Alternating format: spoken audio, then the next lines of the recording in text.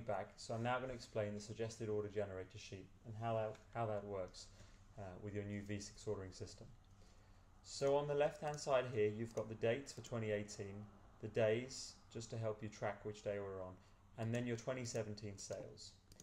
If you're a store where you've moved, so in a previous year in 2017, and I'll use the example of White City, where you've moved from a location where the new location has seriously helped or seriously hindered your sales, I will have copied through your sales target for 2018 and not your sales for 2017.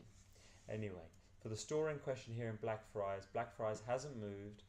We've got here 2017 sales that have been pulled through from the previous year. Looking at our target for this year, we've got an adjustment factor box over here, which is step 1. Here we can manipulate how much we want Blackfriars to achieve. So if I look at our 2017 figure and say, okay, I hope to achieve 5% on 2017, I can adjust this number here and you'll see that the target sales, the sales we're hoping to achieve, will move. If you don't think you've got any growth at all, find yourself another company to work in. 3%. 3% is what we've currently set it at.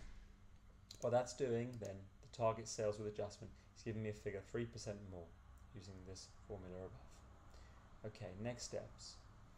We've got a number of adjustments here, and this is the biggest structural change that I want to introduce to the V6, and essentially it gives you more of an insight and window into how your suggested order is created. So there's two things that happen to get from your target sales to your suggested order that we provide for you on your daily sheet. The first thing we do is we look at how else are you going to receive sales from other avenues other than cupcakes. In the example of Blackfriars here, Blackfriars doesn't really sell much coffee or drinks. So the percentage makeup of sales of Blackfriars of beverages is 0.4%. Merchandise about 0.6%, and pre-orders are also quite low at 0.8%. So the first adjustment that we'll do is take the target and reduce it by this factor. And there's a small formula behind that. If you want to understand how that works, you can double click it.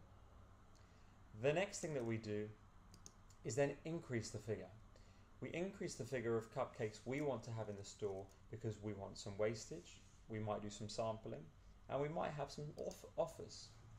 I'm just going to adjust the wastage here to 10%, and again you'll see that this suggested order decreases. I'll increase it up to 15 again, watch it, and it moves up. So for now I'll leave it at 10% because that's what I believe to be the desired wastage level at Blackfriars. Again, if I think we need to be doing better and we're selling out every day, I can increase that and the numbers will jump up. I'll set that at 3%. Every V6 sheet for each individual store has a unique numbers put into these columns here. I've looked at last year and brought through the actual figures. Periodically through this year, every 3 to 6 months, these figures will get updated as well. What's left for you to do is consider your suggested order and place an order based on that. So if I come to the next day and we're launching V6 on the 4th, so Sunday the 4th, thankfully for the team at Blackfriars is closed on the 4th. So the first day that I'll be ordering for is Monday the 5th. So I can see last year we did £701. I can see the recommended order to ensure that we can hit our target of 722, which is 3% up on 701, is 79286. So I'll go ahead and place my order at 79286.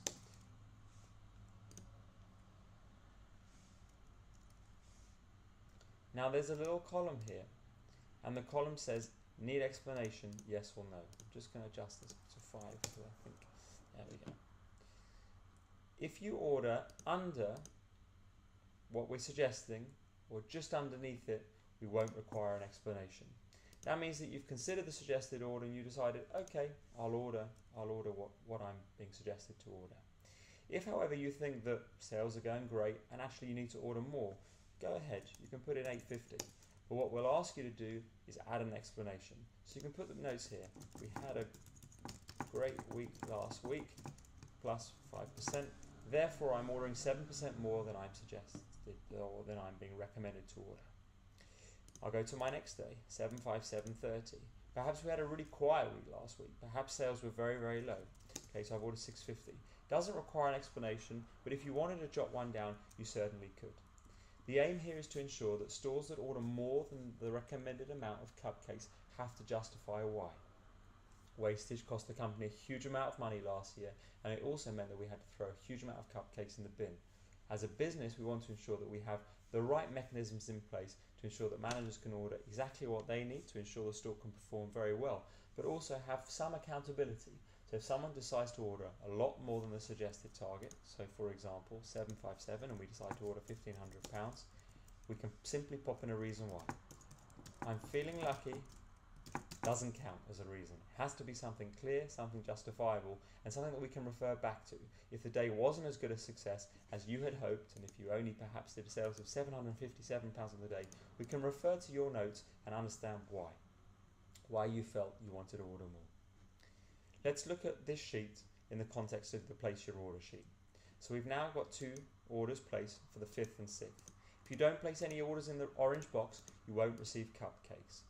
If you believe the suggested orders are correct, there's nothing to stop you copying and pasting the orders directly into the boxes here. So for the next week, copying and pasting, no problem at all. I'll just reverse that. So orders placed for the 5th and 6th, let's have a look at what's going on. If I go to my place your order tab, I can find the 5th or 6th here. I'll just introduce the top headings. So here we have the suggested order. This is the order that you've decided to place, and it's pulled through from the other sheet. If you wanted to overwrite it, you can overwrite it in this sheet here, so I could put in 900 here if I wanted to, but I would advise you not to, and I would advise you to place your orders from the suggested order generator. Here we have the value of cakes orders that we got through on that day. This is the cake orders that I've placed on the cakes tab here. We have our suggested cupcake order, which is looking at what we asked for, less cakes and less the daily items. Then we've got what's actually delivered, and we've got a little loss or gain here. We have a small loss or gain because cupcakes can't be chopped in halves or quarters. Cupcakes aren't like money. So you may have a few extra or a few less cupcakes to ensure that your order is for whole cupcakes. It's in this sheet here that I can check against what type of order I've got. So for example, if I go to the suggested order generator and I go to Valentine's Day, which is going to be Wednesday, I can see that last year Valentine's Day fell on a Tuesday. So I don't want to rely on my suggested order here of £1,000 because I really will fall short.